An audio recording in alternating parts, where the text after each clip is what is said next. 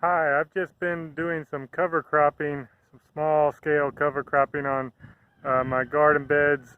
So this is my, I guess you could call it aquaponics garden beds. All I did was mow all of this down with a push mower, as low setting as it would go pretty much. And then I'm raking back all the mulch and pulling weeds on each of the beds. I call them aquaponics. They're all aquaponics because I only water them using water from my pool to catfish pond conversion. I converted my swimming pool to a catfish pond right here, and I can pump all the water out of there and sprinkle and water. That's the only water source for these garden beds over here. But when this pool was built, I guess back in the 1980s is my assumption, before I lived here, they, dug all that deep clay and just piled it up on the side here. And so this is very thick, infinitely thick, practically clay layers. And so I'm just gardening on top of pure clay for the most part.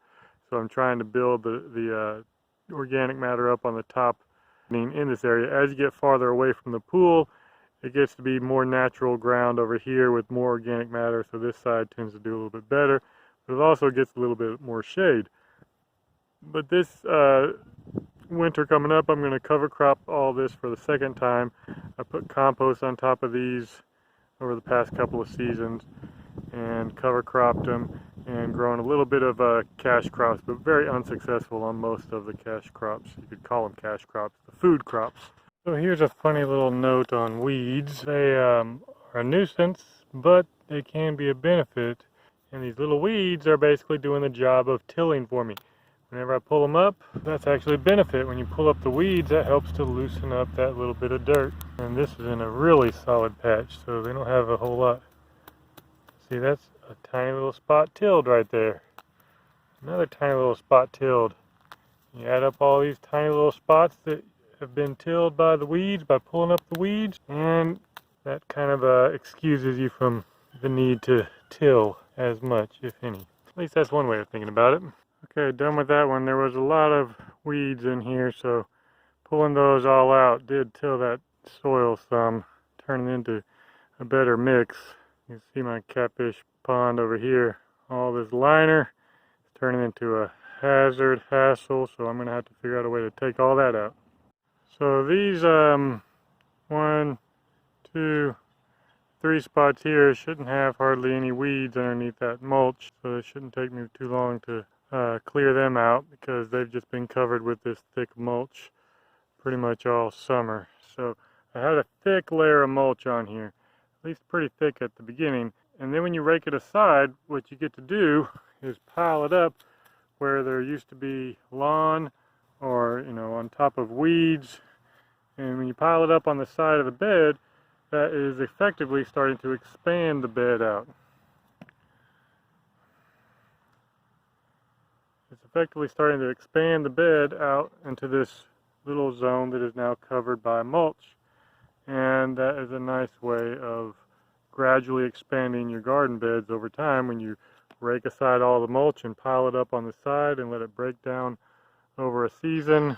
And underneath this black, this is what the compost layer that I applied. It's thicker in some spots than others, but right underneath it you get down to some orange nasty clay that is just probably the worst stuff in the world to try to grow anything in. Between compost, broad forking, which I actually just use a pitchfork, and cover cropping and fertility from the bottom of my catfish pond. Maybe over time that will get it to be decent. Well, Copper's checking it out too. He's trying to do a little tilling. So for the cover crop, I got a mix of winter ryegrass, black oil sunflower seeds, brassicas, mustard, just a bunch of old seeds. The main one is the winter ryegrass. You can see where I've been spreading it out already. It's getting dark out here, so I'm not going to be able to film the rest of this sowing of the seeds, but I'll show the results later on. Okay, so here's what it looks like about 6 weeks later. Nice and green. Let's take a little bit closer look at some of it. So you can see the ryegrass, of course, and here's some kind of brassicas, broccolis, some kales.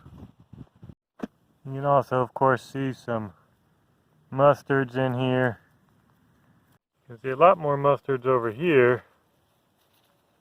This is my main garden that I've got several beds covered in the cover crops.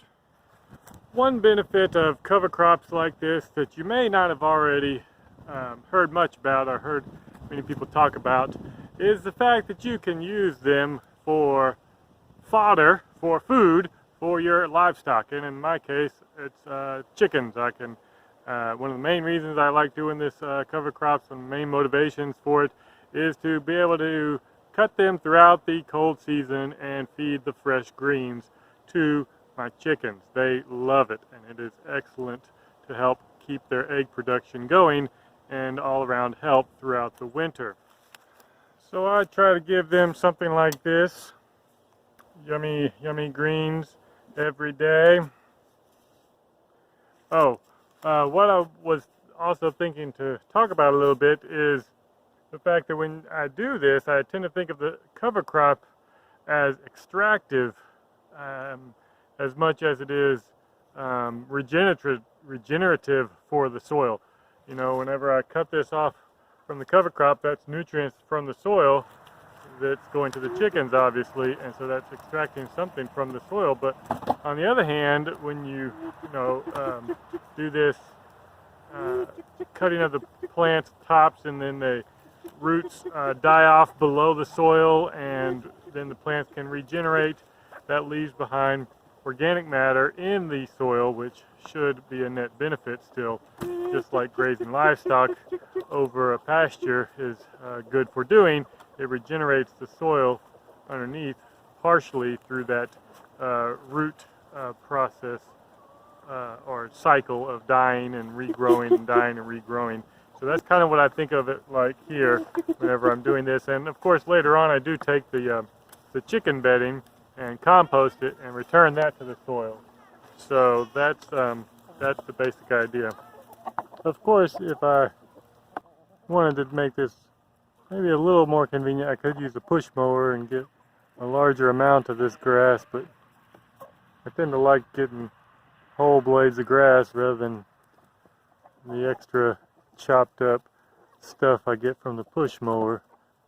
When it's whole blades of grass, it seems to go a lot farther, and chickens seem to enjoy maybe a little bit more. So thanks for watching, and I'd be interested to hear some of your thoughts on uses of cover crops. Like and subscribe. Have a good one.